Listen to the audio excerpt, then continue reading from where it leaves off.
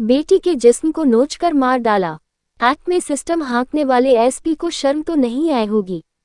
बेटी 30 मई को घर से निकली, नहीं लौटी। रात 1 बजे परिजन थाने पहुंचे। कहा गया कल आना। अगले दिन 31 मई को परिजन थाने की चौखट पर पहुंचे। बेटी को ढूंढने की गुहार लगाई, लेकिन एक फ तक नहीं लिखी गई। फिर कहा कल आना। अगले दिन 1 जून को बेशर्म खाकीधारियों ने थक हार कर केस रजिस्टर कर जिम्मेदारी का निर्वहन कर लिया। परिजनों ने पुलिस से कहा कि बेटी के मोबाइल का लोकेशन निकाल दीजिए। वर्दी के नशे में मदहोश पुलिस ने परिजनों को थाने से भगा दिया। संवेदनहीन सिस्टम से हार कर परिजनों ने एसपी दफ्तर से न्याय की उम्मीद लगाई। जब एसपी ऑफिस पहुंचे तो आवेदन तक नहीं लिया गया। कहा डीएसपी के पास जाओ, यहाँ क्यों आए हो। डीएसपी ने कार्रवाई के नाम पर बस इतना किया कि आवेदन को अपने टेबल पर न्याय की उम्मीद में धूल फांक रही फाइल में सजा दिया। अगले दिन परिजन फिर थाना पहुंचे। यहाँ महिला दारोगा का नंबर मिला। फोन किया गया तो बेशर्म महिला दारोगा पूजा कुमारी ने पीड़ितों को ऑनलाइन ही वर्दी का रौब दिखाया।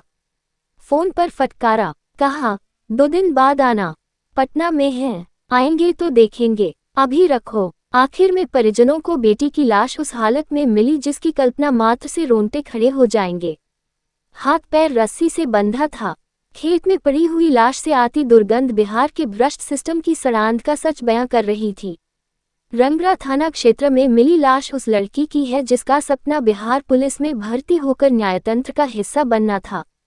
अफसोस कि उसी भ्रष्ट सिस्टम के भ्रष्ट कर्मियों के रवैये ने उसकी जान ले ली।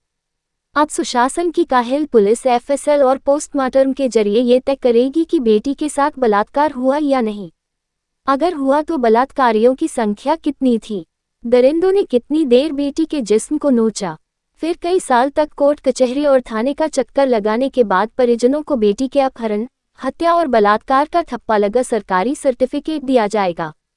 क्या कोई बताने वाला है कि न्याय विधान क्या है, कहाँ है? आखिर पीड़ित किस चौखट पर सिर पटके? क्या नीतीश कुमार राजनीतिक तौर पर जिंदा होते तो बेटी को दरिंदे नोच पाते? क्या समय रहते पुलिस मोबाइल लोकेशन को ट्रेस कर बेटी को नहीं बचा सकती थी? क्या इस मौत के लिए पुलिसकर्मियों पर हत्या का मुकदमा दर्ज नहीं होना चाहिए? क्या इसके लिए भागलपुर के एसएसपी हृदयकांत दोषी नहीं हैं? अगर उनकी चौखट से बेटी के परिजनों को दुत्कारा गया तो पुलिस कप्तान को कुर्सी पर रहने का हक है।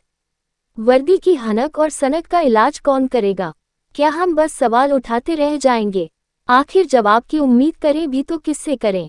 ऐसे मुख्यमंत्री से जो कभी मंत्रियों का सिर टकराते हैं, कभी राष्ट्रगान का अपमान करते हैं, कभी आईएएस के सिर पर गमला रखते हैं, या ऐसे प्रधानमंत्री से जो बेटी पढ़ाओ बेटी बचाओ का नारा देकर आवाज दूर दूर तक जानी चाहिए का उद्घोष करते हैं।